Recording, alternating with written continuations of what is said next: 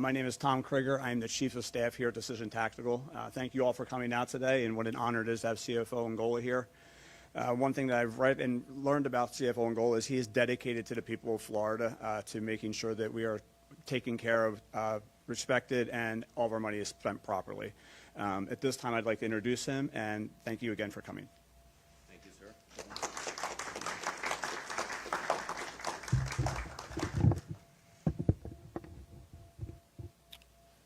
Thank you for being here, and good morning to everyone. I am Chief Financial Officer Blaise Ingoglia. It is an honor to be here with you guys, once again helping to protect the taxpayers of the great state of Florida. Since entering this office as CFO, I have been on a mission to highlight the excessive and the wasteful spending of local government in an effort to make the case for serious property tax reform, including the elimination of property taxes on homesteaded properties altogether. So far, to date, we have found wasteful and excessive spending to the tune of $190 million in Orange County, $199 million in the city of Jacksonville, $278 million in Hillsborough County, $84 million in Alachua County, and $189 million in Broward County. In those 5 counties alone, we have uncovered more than $944 million of what we are calling wasteful and excessive spending.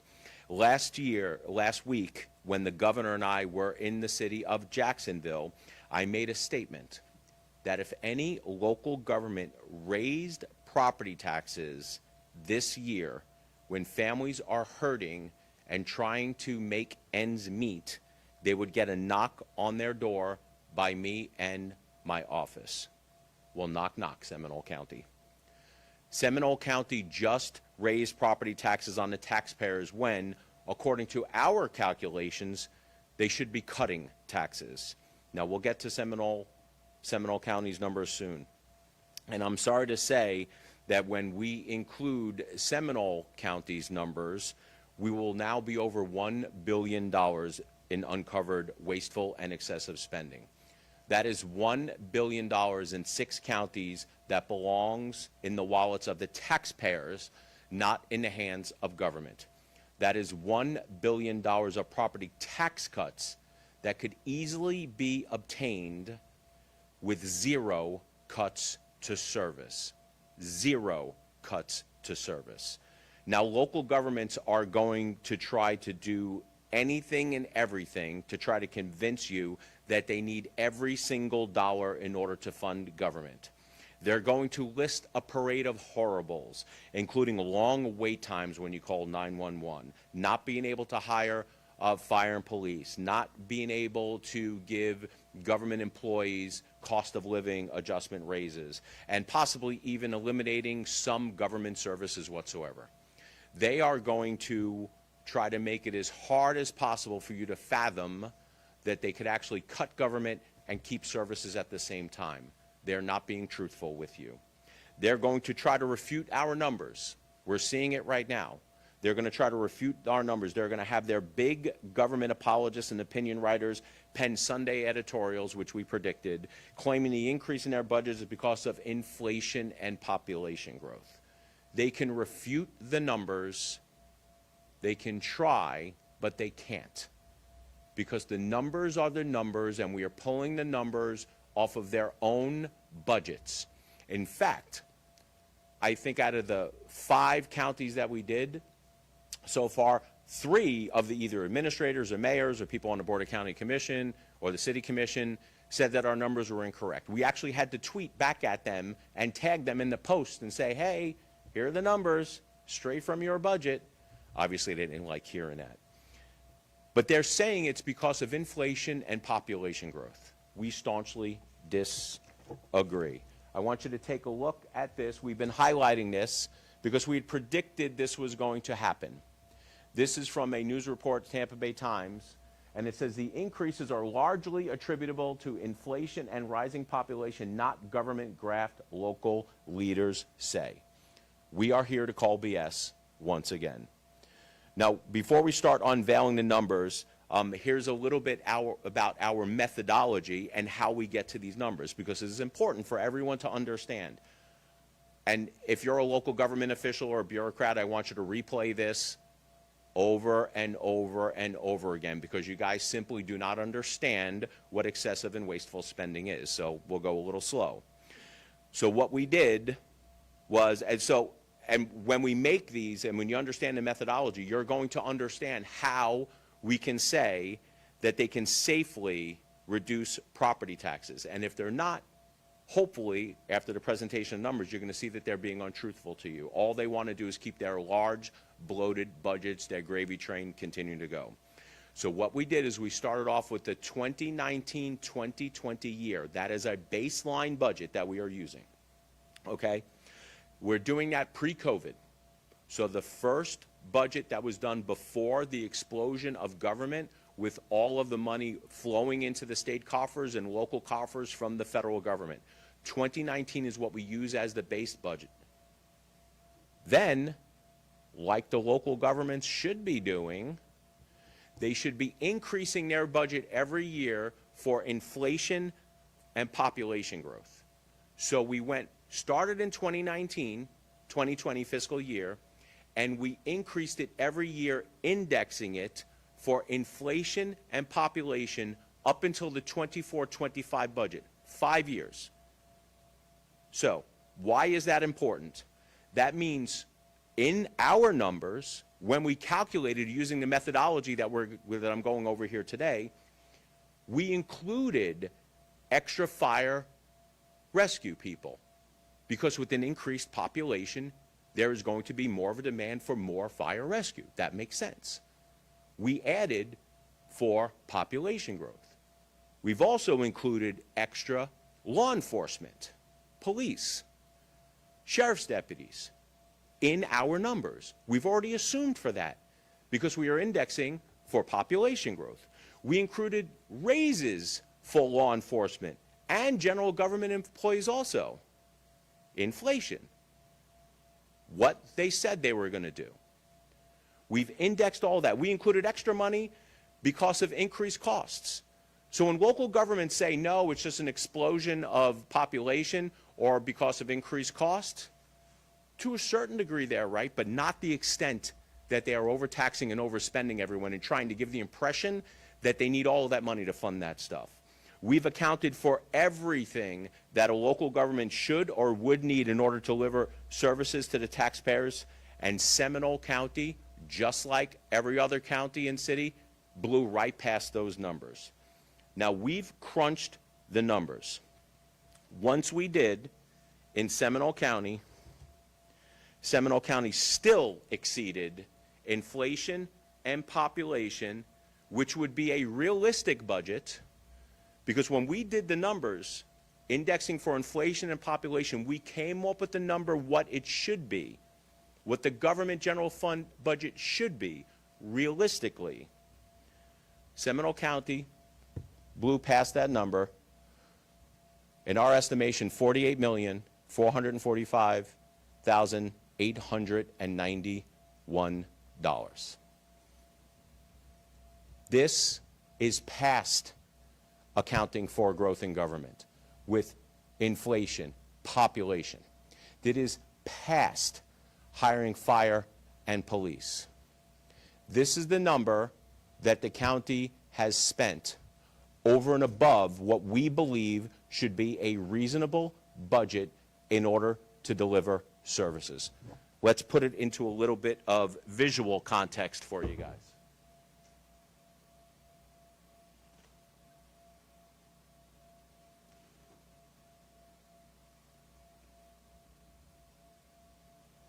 Here is your Seminole County budget.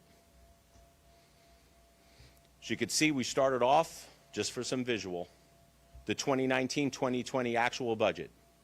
Once we index and increase the budget for inflation and population growth, we should be where the blue ends. Seminole County blew past it, and that was the actual spending. Overtaxing and overspending Seminole County residents by the tune of $48 million and change. Now, this is what we are terming excessive and wasteful spending because they could have easily funded everything that they needed to do with the lower number. But what does that mean? Just like other local governments that I have talked about, we're going to break this down piece by piece so lay people can understand what this number means and why it is excessive. Since 2019, the Seminole County General Fund budget has increased $137 million. Now, that is a 46.7% increase in their budget in just 5 years. That's a big number. That huge increase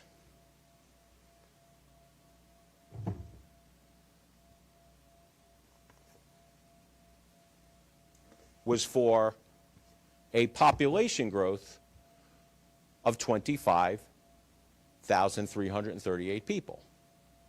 So the question you have to ask is an extra 25,000 people in the county worth an increase of $137 million? Well, let's put this into perspective so everyone understands that just because population increases doesn't necessarily mean that government needs to grow at the level it is growing.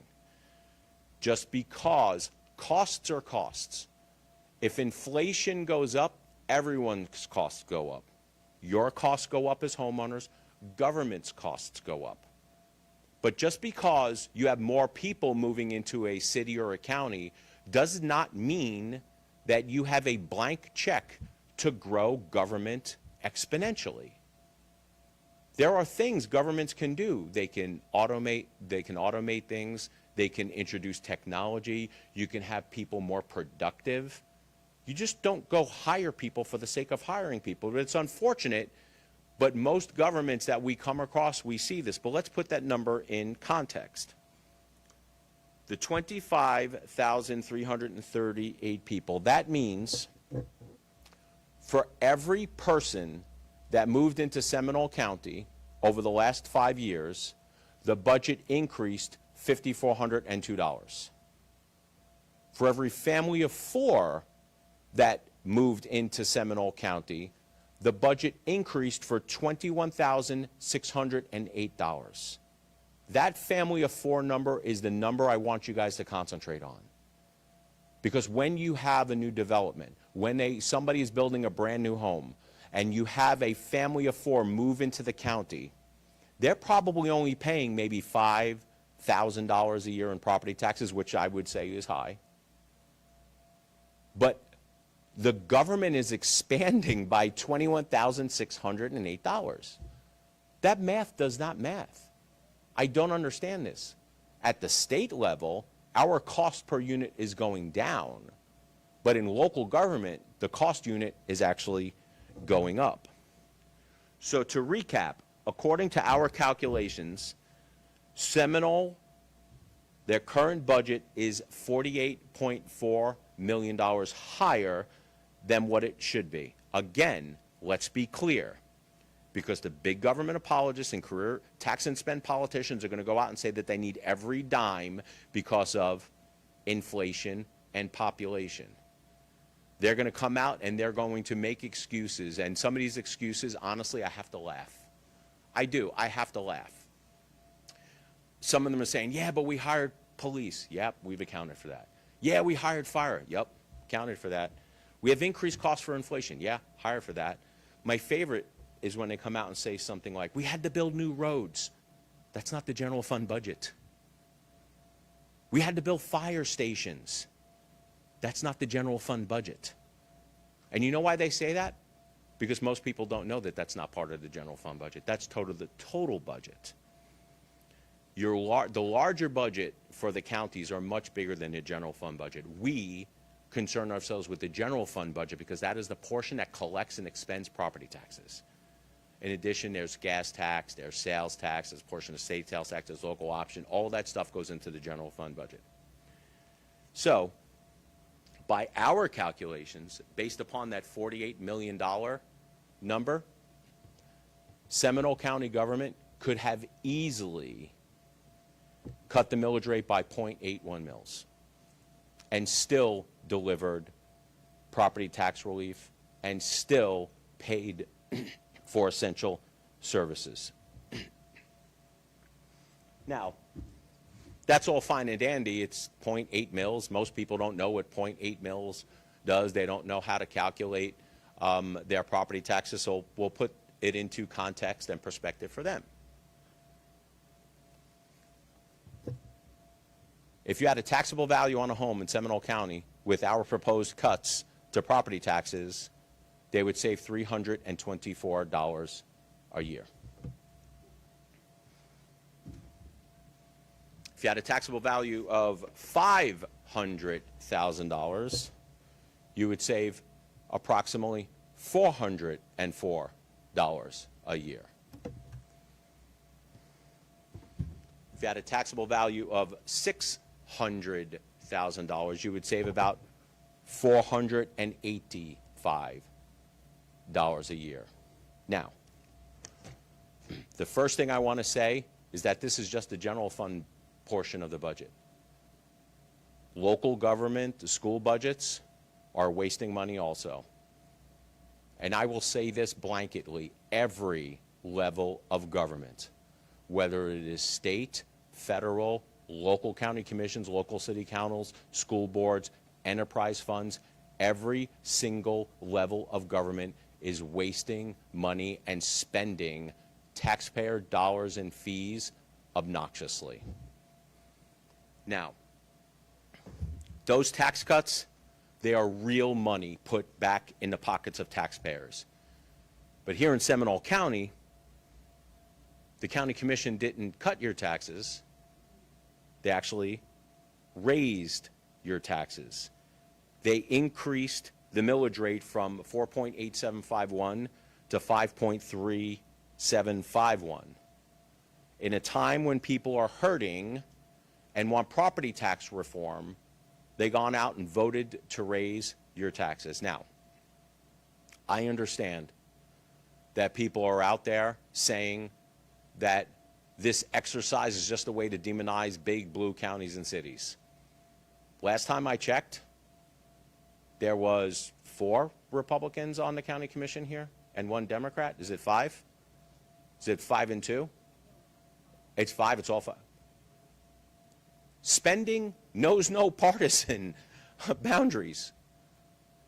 Republicans and Democrats are spending us into oblivion. We are seeing it at all levels of government.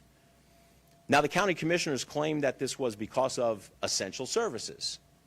I think we just sort of proved that we've accounted for all of that.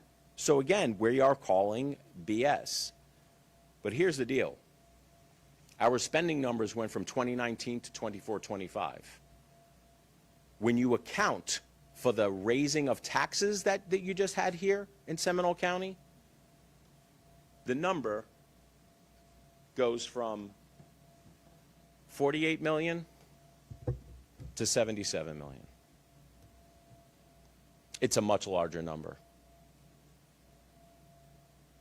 Local governments at all levels need to be held accountable and restrained when it comes to their spending.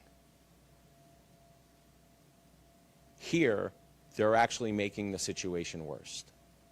I promised to call them out. It wasn't a veiled threat. I told people I was going to protect the taxpayer every waking hour, every minute while I'm in this job.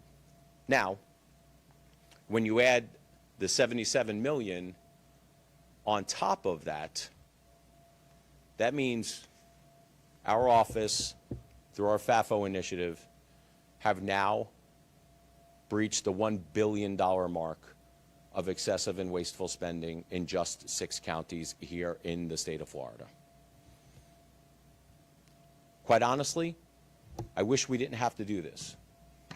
I wish we did not have to go out and travel and crunch these numbers and call upon local governments once again to cut the wasteful, excessive spending. Let me show you this also.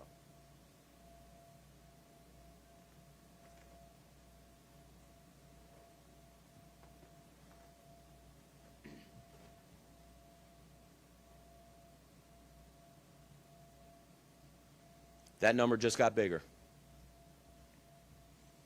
That number just got bigger. According to our calculations, we believe that you're being overtaxed and local government is overspending to the tune of $77 million. Governments are wasting money left and right, crying poor and then wanting more and more money in the form of higher taxes. People have had enough. Your property taxes are going up not because of essential services, but because of excessive, wasteful spending by career politicians and bureaucrats who think you are an endless ATM for them.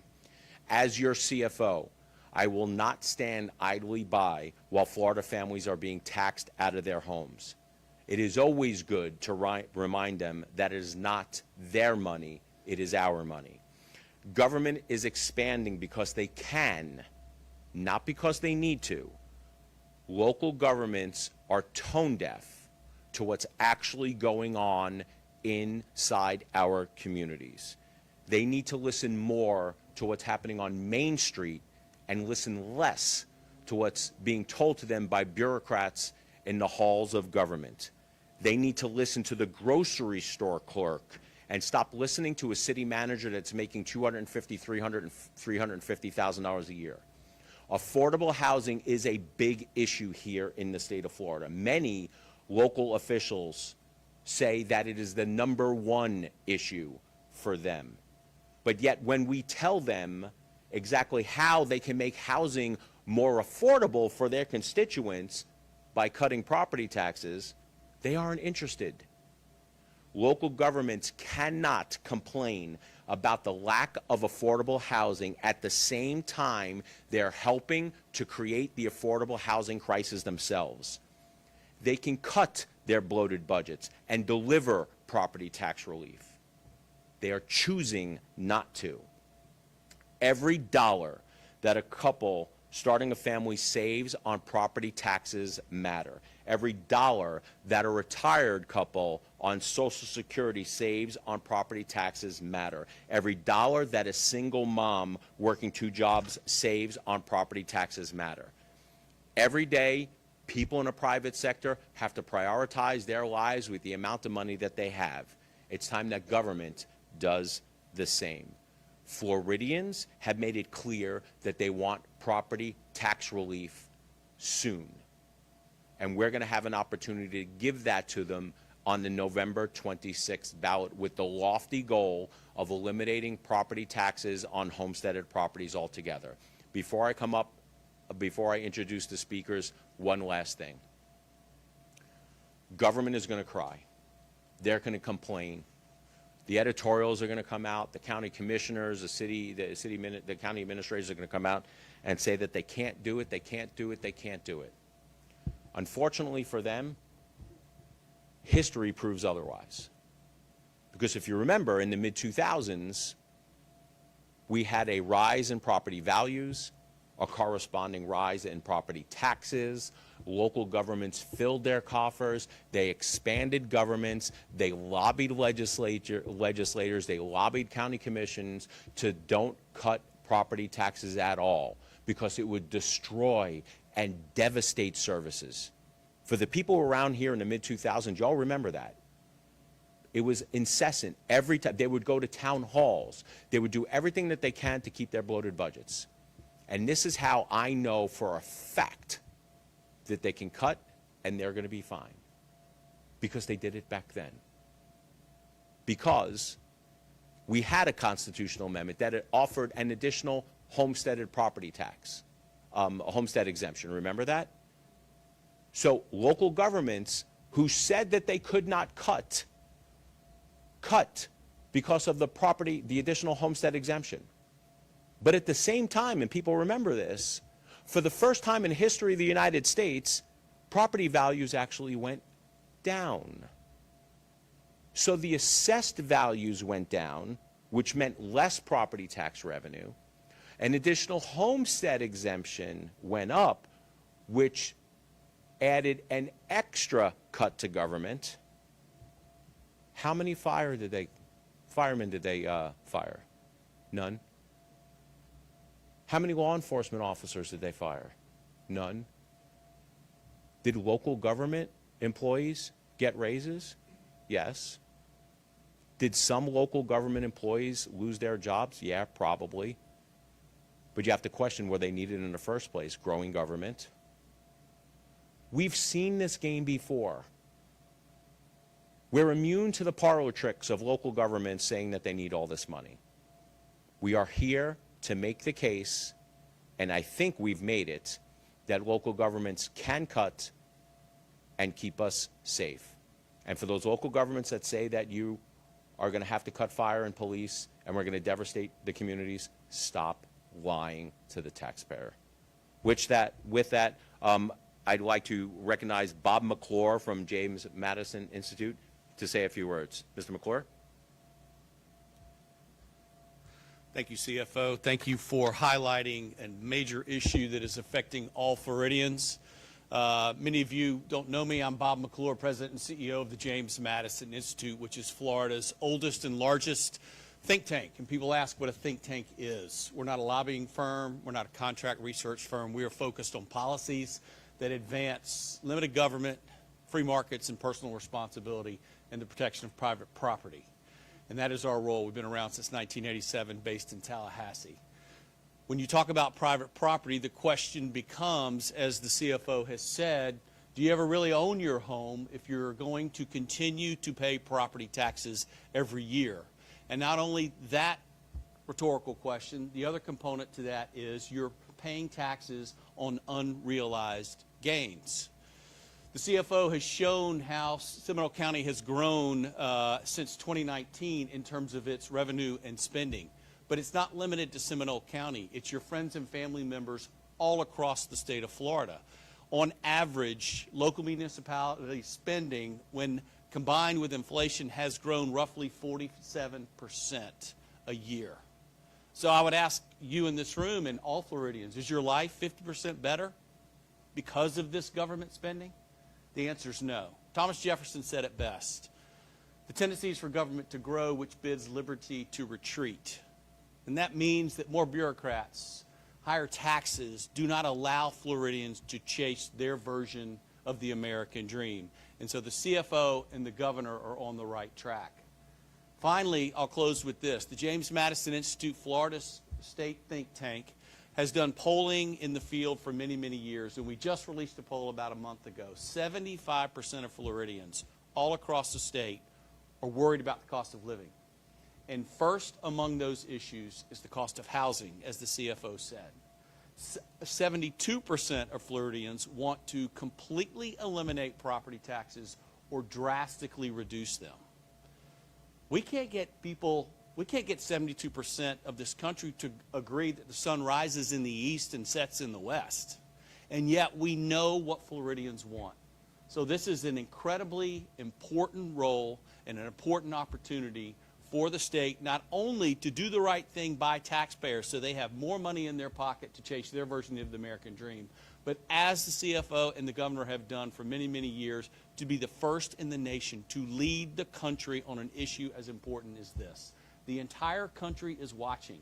And when we get this right, and I believe we will, the rest of the country will follow. Thank you. Thank you, sir. So just to piggyback off of that, Florida leads the nation when it comes to a lot of these issues. Everyone looks, look, I was a legislator for 10, 11 years. And a lot of the stuff that we did in the state legislature, a lot of the bills that I quite frankly carried, I would get phone calls from people in other states saying, hey, do you have a copy of that legislation? Let's replicate it in Texas. Let's replicate it in Iowa. Let's replicate it in Arkansas. But there's a reason. It's because Florida leads on these issues. Everyone looks to Florida to see what they're doing. Could you imagine if the state of Florida had no personal income taxes and no property taxes on homestead exemption? You want to talk about generational wealth starting to be created here in the state of Florida? That's what we're talking about. Actually having people keep more of their own money and limiting the size and scope and the spending of government. That is a goal worth attaining. Now we'd like to call up Jesse Phillips, a small business owner in the IT space. Thank you, Mr. Ingoglia, for this opportunity. I was really happy to hear you say that the addiction to spending is not a partisan issue. It certainly crosses the party lines, and I just wanted to speak to my city, hometown of Winter Springs. We're facing these same issues there. He mentioned government officials crying about things. I've made some of my local municipal leaders cry because of the issues that we've highlighted there.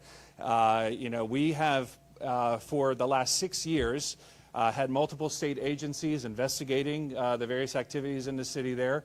And some of the things we have found is the same symptoms of a bloated payroll in Winter Springs, which is a purportedly Republican-run town. The payroll has grown from 7 to 8 million back in 2018 up to over 12 million today. That's a 60% increase, despite the fact that that does not include the one utility we run, the water. That doesn't include the now outsourced employees on that utility is not included in that payroll. We have seen how they've misused penny sales tax, where they put it to the voters. There were certain things on the project list for the penny sales tax, including the maintenance of a couple bridges in my neighborhood of Tuscaloosa. And those bridges failed during Hurricane Ian. We went back and found out why they had failed. They were not properly maintained. They took that money and instead used it on other pet projects. And as a result, those unmaintained bridges failed during that storm. Our budget overall was between 2018 and 2020. It was about $44 to $50 million then. Now it's $79 to $80 million. That's an 80% increase in the last 5 to 7 years. And we can go down the list of some of these things that we're seeing in a small town. This isn't just a big city problem. This is a small town problem as well. And as a resident of Seminole County, I'm glad that somebody is looking into this because these increases affect my bottom line. And we just opened a store in Winter Springs Town Center. And when our community is squeezed, we feel that squeeze in a second way as a small business owner as well. So I could not be more grateful to our CFO, Blaise Ingoglia, and his staff. Let's not forget that he can't do all of this without his staff helping him. They are doing the Lord's work, and every resident of Seminole County should be grateful, as I am, for the work that they're doing. So thank you, sir. Thank you, sir. So just to recap, we're not going away. We can continue beating this drum from now up until the time that we get actual property tax reform on the ballot in 2026. The governor is led on this issue. I am charging up the hill with the governor, and I'm doing it because it's important. You've heard the poll numbers. Housing affordability is a big issue here in the state of Florida. We in government can help deliver some of that affordable housing relief, not by subsidizing housing, but by actually cutting the cost of government. So with that, more than happy to take any questions y'all have. Yes, ma'am.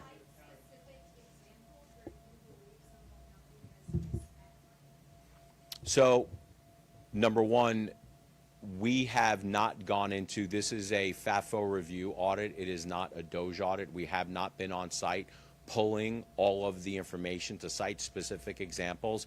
But what you should understand, and all the cameras should understand, and everyone listening to my voice should understand, the growth in government itself is the largest part of that waste. So while we can go out and we can find examples of somebody hiring a poet laureate or spending $150,000 teaching illegal immigrants how to evade ICE, or a $75,000 hologram, that will just give examples of the types of spending. The growth in government itself is the largest part of the waste. The others are examples of how much local governments just don't care about your tax dollars. So while we have not done an actual Doge audit and went in and started looking at the specific spending to do these calculations, because these calculations were done because Seminole County raised taxes in a time when people are hurting, when they should be cutting taxes. We're more than happy to come on site and start highlighting some of their wasteful spending. Next question.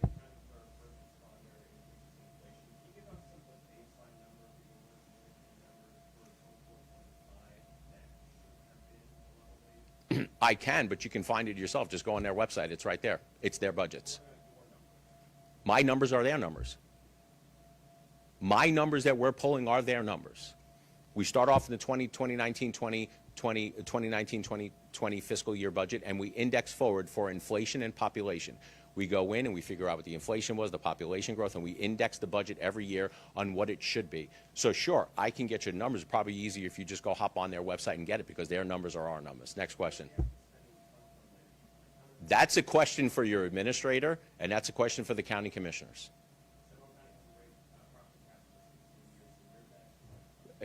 Excuse me?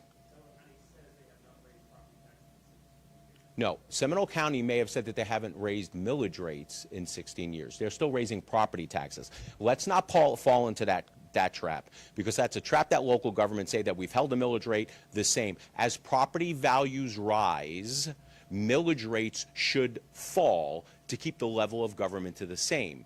If millage rates stay the same while property taxes rise, it is a huge tax increase on people. How can you sit there, how can local governments seriously sit there with a straight face and say that, hey, I had a $3,500 property tax bill and now it's $3,900, but your property taxes didn't go up? Only for the press.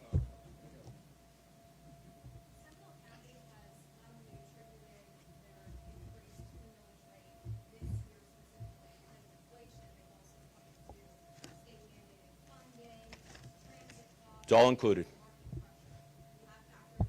All included. Inflation, population, all that other stuff. We also include buffers in a lot of our calculations for stuff that we probably are just hedging, sort of like give them the benefit of the doubt. It's all included.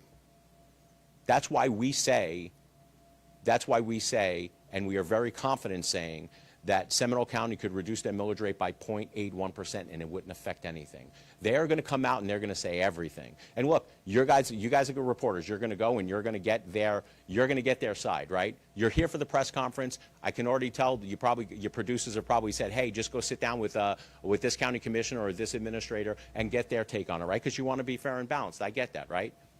But when you listen to this at night, I want you to listen to me. And then I want you to listen to the people who just raise taxes on you. And then I want you to pull out your property tax bill. Then you're going to find out who's being truthful with you and who's not. Next question.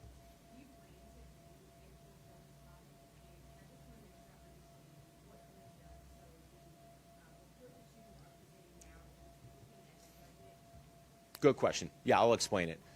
So there are two things happening at the state level at the same time. There's DOGE, Florida DOGE, which is going in requesting all of the spending data, requesting emails, spending on things that, DEI related or related to Green New Deal, stuff like that. And they are looking for specific instances of egregious, wasteful spending that would probably make people's eyes roll in the back of their heads. That's when we see the money spent on a poet laureate program, $150,000 on a county teaching illegal immigrants how to evade ICE. That's the stuff that really gets people angry. What we're doing is our FAFO audits, which are separate and distinct, but they work together. While DOGE is looking for specific examples, we are looking at high-level spending trends to show you just how out of whack local governments are in relation to previous budgets and inflation and population. Does that make sense? So let me answer that question. Right now, we have very vast audit authority granted to me by the Florida Constitution to audit any entity, public or private, that is using taxpayer funds, right? And that's what we're doing right now. Now, at some point, I don't know, because DOGE is administratively housed inside the office of the governor. I have constitutional authority. I can tell you what I am planning on doing.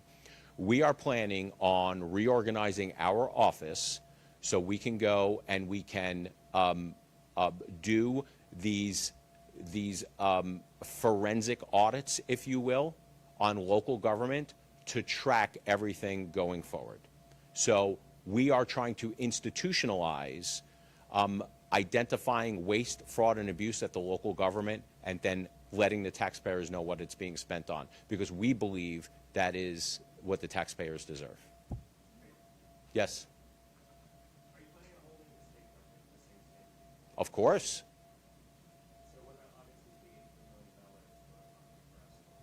the $83 million The 83 million, the conservation lot? the one that I voted no on? Well, look, I was one vote on three. It was 3 against 1. I voted no on that for one of the reasons, obviously, was for the price. So I practice what I preach when it comes to this stuff. Yes, ma'am. The vote was taken, the vote was approved, and unfortunately, it's a settled issue. I voted no because, again, I practice what I preach, and that's what I can tell you. Yes, ma'am.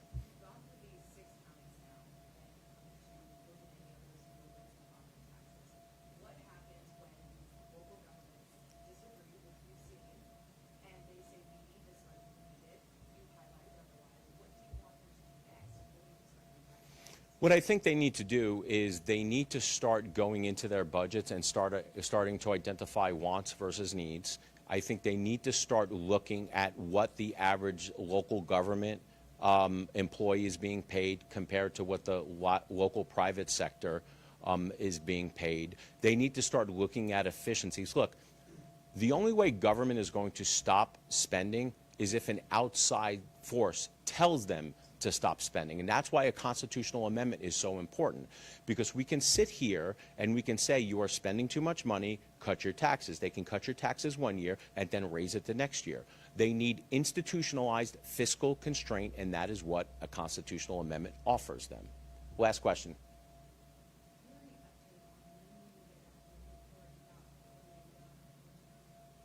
I don't. I would refer you that to Florida Doge inside the governor's office.